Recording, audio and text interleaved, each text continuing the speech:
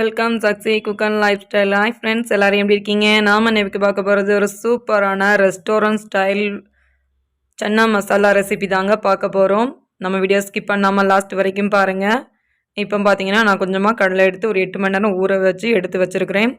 இப்போ வந்து ஒரு குக்கர் எடுத்துக்கோங்க, வேக வச்சு எடுத்துக்கலாம். அதில் வந்து எல்லா ஊற வச்ச கடலைகள் எல்லாத்தையும் அதோட சேர்த்துக்கோங்க.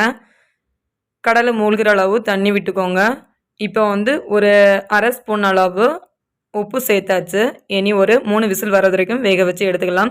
அடுத்தல கிரேவிக்கு தேவையான மசாலா ரெடி பண்ணிக்கலாம். 2 மீடியம் சைஸ் தக்காளி கட் பண்ணி எடுத்துருக்கிறேன். அதுக்கு பிறகு பார்த்தீங்கன்னா ஒரு சின்ன பீஸ் இஞ்சி சேர்த்துக்கோங்க. ஒரு 5-6 பல் பூண்டு சேர்த்துக்கோங்க. சேர்த்து நல்லா மைய அரைச்சி எடுத்துக்கலாம். இப்போ பார்த்தீங்கன்னா கடலை நமக்கு நல்லாவே வெந்துடுச்சு. பார்த்தீங்களா, நல்லா அழகாக பிதுங்கி வருது.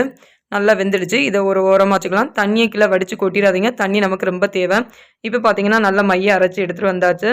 அடுத்தது பார்த்தீங்கன்னா கேஸ் ஆன் பண்ணிக்கோங்க. ஒரு கடாய் வச்சுக்கோங்க. கடாய் நல்லா சூடாகணும். ஒரு 3 டேபிள் ஸ்பூன் ஆயில் விட்டுக்கோங்க. ஆயில் நல்லா சூடாகணும். ஒரு சின்ன துண்டு பட்டை சேர்த்துக்கோங்க. அதுக்கு பிறகு பார்த்தீங்கன்னா ஒரு ஏலக்காய் சேர்த்துக்கோங்க. ஏலக்காய் சேர்த்து ஒரு 1/4 டேபிள் ஸ்பூன் அளவு பெருஞ்சீரகம் சேர்த்துக்கோங்க. சோம்பு சேர்த்துக்கோங்க. எல்லாம் நல்லா பொரிஞ்சு வரட்டும். இப்போ பார்த்தீங்கன்னா நமக்கு நல்லா பொரிய தொடங்கிடுச்சு. இப்போ 2 இனுக்கு கருவேப்பிலை நம்ம அதோட சேர்த்துக்கலாம். 2 பெரிய வெங்காயம், மீடியம் சைஸ் பெரிய வெங்காயம் எடுத்து கட் பண்ணி வச்சுருக்கேன். சின்ன சின்ன பீஸாக கட் பண்ணி இதே போல் எடுத்துக்கோங்க. அதை எல்லாத்தையும் நம்ம இதோட சேர்த்து நல்லா வதக்கி விட்டுக்கலாம். நமக்கு வந்து உள்ளி நல்லா வதங்கி வந்த பிறகு தான் நம்ம வந்து தேவையான மசாலா பொருட்கள் எல்லாம் நம்ம சேர்க்கணும். இப்போ பார்த்தீங்கன்னா நமக்கு நல்லா வதங்கி வந்துடுச்சு. இப்போ பார்த்தீங்கன்னா கொஞ்சமாக பெருங்காயம் சேர்த்துக்கோங்க. ஏன்னா கடலை நம்ம வந்து கிரேவி வைக்கிறதுனால கொஞ்சம் பெருங்காயம் சேர்த்துக்கோங்க. இப்போ தேவையான மசாலா சேர்த்துக்கலாம். 1/4 டேபிள் ஸ்பூன் மஞ்சள் பொடி சேர்த்துக்கோங்க. 1 டேபிள் ஸ்பூன் வத்தல் பொடி சேர்த்துக்கோங்க. உங்கள் காரத்துக்கு ஏற்ப நீங்கள் சேர்த்துக்கலாம். 1 டேபிள் ஸ்பூன் அளவு மல்லிப்பொடி சேர்த்துக்கோங்க. அதுக்கு பிறகு பார்த்தீங்கன்னா கொஞ்சமாக கரம் மசாலா பொடி சேர்த்துக்கோங்க. இல்லைன்னா நம்ம வீடியோவில் ஏற்கனவே பிரியாணி மசாலான்னு நம்ம சேர்த்துருக்கோம். அதே ஒரு 1/4 டேபிள் ஸ்பூன் நீங்கள் சேர்த்தாலே போதும். இப்போ நம்ம எல்லாத்தையும் சேர்த்து நல்லா மிக்ஸ் பண்ணி விட்டுக்கலாம். இப்போ பார்த்தீங்கன்னா இதில் வந்து நல்ல கொஞ்சம் ஆயில் இருக்கிறதுனால இந்த ஆயிலே நல்லா நீங்கள் வந்து நல்லா வதக்கி விட்டிங்கன்னா அந்த மிளகு பொடியோட கலரே கொஞ்சம் சேஞ்ச் ஆகி வரும்போது நமக்கு வந்து செம்மையான கலரில் நமக்கு கிரேவி கிடைக்குவாங்க. இதே போல் நல்லா நீங்கள் வதக்கி விட அந்த ஆயிலே நல்லா வதக்கி விட்டுக்கோங்க. இப்போ பாருங்கள் எண்ணெய் நல்லா பிரிஞ்சு வருது. இந்த டைமில் அரைச்சி வச்சுருக்கிற தக்காளி விழுதை நம்ம இதோட சேர்த்து இன்னும் நல்லா கெட்டியாக வர அளவுக்கு வதக்கி விட்டுக்கலாம். தண்ணி கொஞ்சம் நல்லா சுண்டி வரட்டும்.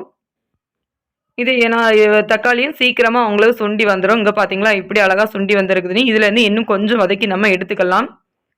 பாருங்கள் அதோட கலரே வந்து சூப்பராக இருக்குது. இப்போ இதிலேருந்து நமக்கு ஆயில் பிரிஞ்சு வர தொடங்கிடுச்சு. இப்போ நம்ம வேக வச்சுருக்கிற கொண்டக்கடலையை இதோட அந்த தண்ணியோட சேர்த்து ஊற்றிக்கோங்க.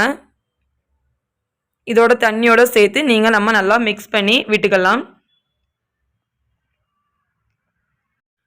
நம்ம கடலை வேக வச்ச தண்ணியை தான் நம்ம இப்போ இந்த கிரேவிக்கு நம்ம வந்து சேர்த்துருக்கோம். நம்ம ஏற்கனவே கடலை வேக வைக்கும்போது கொஞ்சமாக உப்பு சேர்த்து வந்தோம்.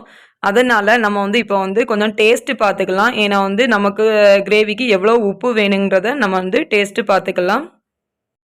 அதே டைமில் நீங்கள் வந்து உங்களுக்கு வந்து காரம் போதுமானே அதையும் லைட்டாக டேஸ்ட் பண்ணி பார்த்துக்கோங்க. இப்போ எனக்கு உப்பு கம்மியாக இருக்கிறனால நான் இன்னும் 1/2 டேபிள் ஸ்பூன் உப்பு சேர்த்துக்கிறேன்.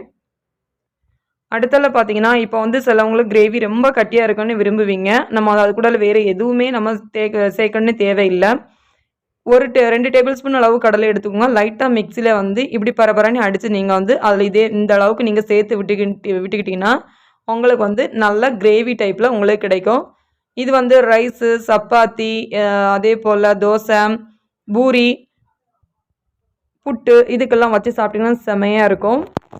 இப்போ பார்த்தீங்கன்னா நமக்கு கிரேவி நல்லாவே கொதிச்சு வந்துடுச்சு. பாருங்கள் நல்லா எண்ணெய் பிரிஞ்சு வந்திருக்குது. இந்த டைமில் லைட்டாக நீங்கள் வந்து டேஸ்ட்டு பார்த்துக்கலாம். ஏன்னா வந்து சிலவங்களுக்கு உப்பு காரம் வந்து கொஞ்சம் ஹெவியாக வேணால் நீங்கள் வந்து சேர்த்துக்கலாம். கொதிச்சு வரும்போது அப்பப்போ லைட்டாக கிண்டி விட்டுக்கோங்க. இப்போ நமக்கு வந்து ருசியான கடலை குருமா, ரெஸ்டாரண்ட் ஸ்டைல் கடலை குருமா ரெடி ஆகிடுச்சு. வாங்க ஒரு பவுலில் சேவ் பண்ணிக்கலாம். ஒரு பவுல் எடுத்துக்கோங்க. இப்போ பார்த்தீங்கன்னா அதோட கலர் எவ்வளோ அழகாக இருக்குதுன்னு பார்த்துக்கோங்க. நமக்கு வந்து இந்த குழந்தைங்க தான் உண்மையாகவே இதை பார்த்தா அட்ராக்ஷனாக இருக்கும், விரும்பி சாப்பிடுவாங்க. சுவையான, ருசியான, மணமான side dish chana masala, restaurant style chana masala நமக்கு ரெடி ஆகிடுச்சு. நீங்களும் இதே போல் உங்கள் வீட்டில் செய்து பாருங்கள். பிடிச்சிருந்தா லைக் பண்ணுங்கள், ஷேர் பண்ணுங்கள், சப்ஸ்கிரைப் பண்ணுங்கள், சப்போர்ட் பண்ணுங்கள். தேங்க்யூ.